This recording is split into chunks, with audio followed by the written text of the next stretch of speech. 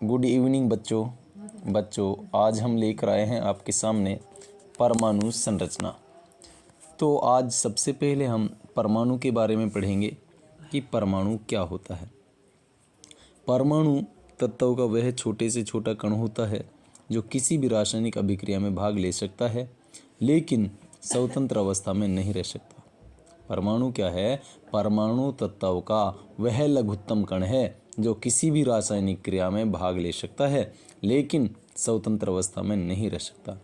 परमाणु विद्युतः उदासीन होते हैं। अणु क्या होता है?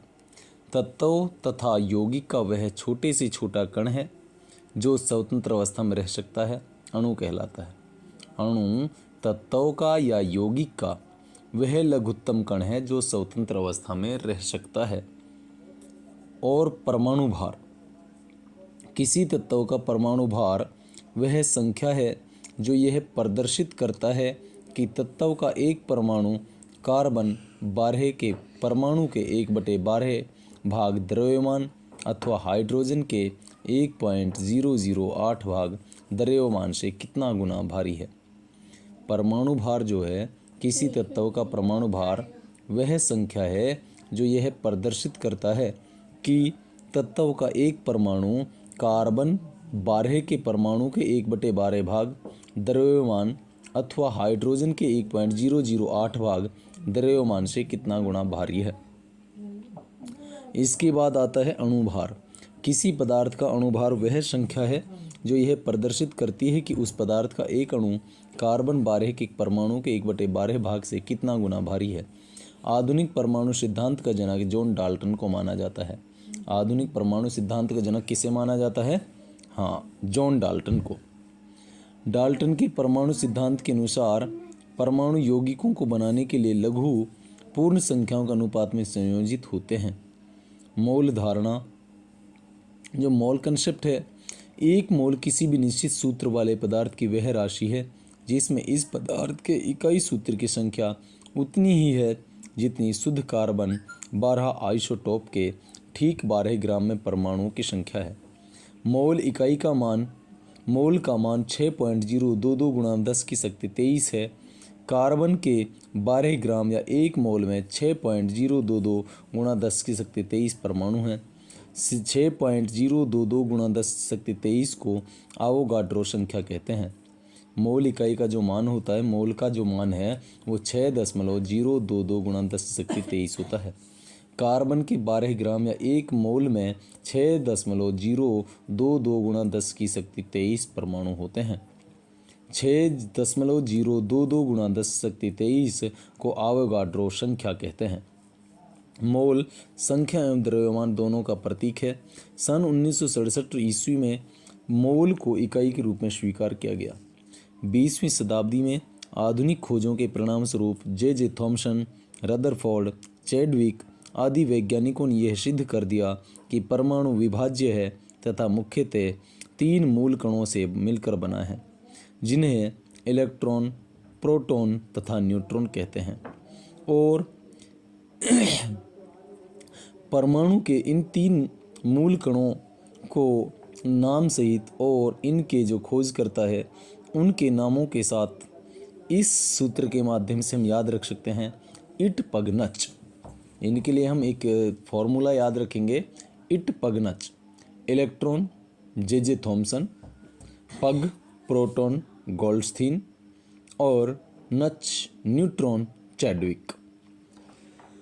इलेक्ट्रॉन की खोज जे थॉमसन ने की थी, प्रोटॉन की खोज गोल्डस्टीन ने की थी, जबकि न्यूट्रॉन की खोज 1932 ईस्वी में चैडविक ने की थी। सबसे पहले इलेक्ट्रॉन के आवेश का सफलतापूर्वक निर्धारण मिलीकन ने किया तेल बूंद प्रयोग विधि से। नोट क्या है? सबसे पहले जो इलेक्ट्रॉन के आवेश का सफलतापूर्वक जो निर्धारण किया था वो तेल बूंद प्रयोग विधि से मिलीकन ने किया था। इलेक्ट्रॉन की तरंग प्रकृति की खोज डी ब्रोगली ने की थी। जो इलेक्ट्रॉन की तरंग प्रकृति की खोज है ना, वो डी ब्रोगली ने की थी। पॉजिट्रॉन की खोज एंडरसन ने। भारतीय वैज्ञानिक सत्येंद्र नाथ बसु के नाम पर विशिष्ट मूल कण बोसोन का नाम रखा गया है। लगभग द्रव्यमान हीन एवं आवेशहीन कण न्यूट्रॉनों की खोज पोली ने 1930 में किया था। इसमें परचक्रण होता है। डाल्टन का परमाणु सिद्धांत। इसके अनुसार परमाणु अविभाज्य है। भिन्न भिन्न तत्वों में भिन्न भिन्न द्रव्यमान एवं रासायनिक गुण होते हैं। परमाणु अदृश्य कण है जिन्हें रासायनिक अभिक्रिया में निर्मित या नष्ट नहीं किया जा सकता है। डाल्टन का सिद्धांत मुख्यतः रासायनिक संयोजन पर आधारित है। पदार्थ की प्रकृति पर डाल्टन ने बुनियादी सिद्धांत दिया। डाल्टन ने बुनियादी सिद्धांत किस पर दिया? पदार्थ की प्रकृति पर। रदरफोर्ड का नाभिकीय परमाणु मॉडल। रदरफोर्ड एवं उसके विद्यार्थियों हैंस गीगर और अर्नेस्ट मार्सडेन ने सोने की बहुत ही पतली पत्ती पर अल्फा कणों की बौछार कर परमाणु का नाभिकीय मॉडल प्रस्तुत किया था। रदरफोर्ड ने और उसके विद्यार्थियों हैंस गीगर एवं अर्नेस्ट मार्सडेन ने सोने की बहुत ही पतली पत्ती पर अल्फा कणों की बौछार की थी और परमाणु नाभिकीय मॉडल प्रस्तुत किया था। मॉडल के अनुसार परमाणु का धनावेश तथा अधिकांश द्रव्यमान एक अति अल्प क्षेत्र में केंद्रित था। परमाणु के इस अति अल्प भाग को रदरफोर्ड ने नाभिक कहा। क्या था? मॉडल के अनुसार परमाणु का धनावेश तथा अधिकांश द्रव्यमान एक अति अल्प क्षेत्र में केंद्रित था। परमाणु के इसी अति अल्प भाग को रदरफोर्ड ने नाभिक कहा था। रदरफोर्ड ने गणना करके दिखाया कि नाभिक का आयतन परमाणु के कुल आयतन की तुलना में अत्यंत कम यानी कि नगण्य होता है। परमाणु की त्रिज्या लगभग 10⁻⁻10 मीटर होती है, जबकि नाभिक की त्रिज्या लगभग 10⁻⁻15 मीटर होती है। नाभिक के चारों ओर इलेक्ट्रॉन वृत्ताकार पथों, जिन्हें कक्षा कहा जाता है, में तेजी से घूमता है। इलेक्ट्रॉन और नाभिक आपस में आकर्षण के स्थिर विद्युत बलों द्वारा बंधे होते हैं। रदरफोर्ड मॉडल का दोष। रदरफोर्ड परमाणु मॉडल किसी परमाणु की स्थायित्व की व्याख्या नहीं कर पाता है। यह मॉडल इलेक्ट्रॉनिक संरचना के बारे में कुछ भी वर्णन नहीं करता है, अर्थात इससे यह पता नहीं चलता है कि यह इलेक्ट्रॉन नाभिक के चारों ओर किस प्रकार विद्यमान है और इनकी ऊर्जा क्या है। परमाणु क्रमांक किसी तत्व के परमाणु के नाभिक में उपस्थित प्रोटॉनों की संख्या को परमाणु क्रमांक कहते हैं। परमाणु क्रमांक क्या है? किसी तत्व के परमाणु के नाभिक में उपस्थित प्रोटॉनों की संख्या को परमाणु क्रमांक कहते हैं। नाभिक में यानी तत्व के परमाणु के नाभिक में उपस्थित प्रोटॉनों की संख्या को परमाणु क्रमांक कहते हैं। द्रव्यमान संख्या किसी परमाणु के नाभिक में उपस्थित प्रोटॉनों और न्यूट्रॉनों की संख्याओं का योग उस परमाणु की द्रव्यमान संख्या कहलाता है। अर्थात द्रव्यमान संख्या बराबर होता है प्रोटॉनों की संख्या प्लस न्यूट्रॉनों की संख्या। कक्षा नाभिक के चारों ओर वृत्ताकार पथ को कक्षा या सेल कहते हैं। नाभिक के चारों ओर के वृत्ताकार पथ को कक्षा या शेल कहते हैं। कक्षा की संख्या 7 है। कक्षा को K, L, M, N, O, P, Q आदि अक्षरों के द्वारा सूचित किया जाता है। नाभिक के सबसे नज़दीक वाला कक्षा K होती है। कक्षा का ऊर्जा क्रम है K L, L M, N O, P Q। बोर-बोरी योजना के अनुसार प्रत्येक कक्षा में चक्कर लगाने वाले इलेक्ट्रॉनों की अधिकतम संख्या 2n⁻² के बराबर होती है।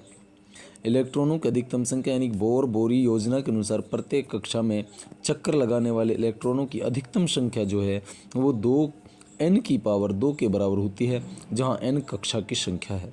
n क्या है? n कक्षा की संख्या है। यदि इलेक्ट्रॉन अपनी निश्चित कक्षा में रहकर नाभिक के चारों ओर चक्कर लगा रहा हो तो उसकी ऊर्जा में कोई परिवर्तन नहीं होता है।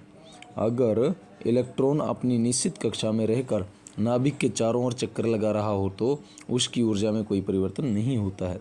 पर यदि इलेक्ट्रॉन अपनी कक्षा से दूर वाली कक्षा में जाना चाहता है तो वह ऊर्जा ग्रहण करेगी। ठीक इसके विपरीत यदि इलेक्ट्रॉन दूर वाली कक्षा से नज़दीक वाली कक्षा यानी केंद्र के नज़दीक वाली कक्षा में आना चाहता है तो वह ऊर्जा का त्याग करेगी। उपकक्षा प्रत्येक कक्षा की कई उपकक्षाएं होती हैं जिन्हें S, P, D, F आदि अक्षरों से निरूपित करते हैं। कक्षा के उप कक्षा S अधिकतम इलेक्ट्रॉन की संख्या 2 है। कक्षा L उप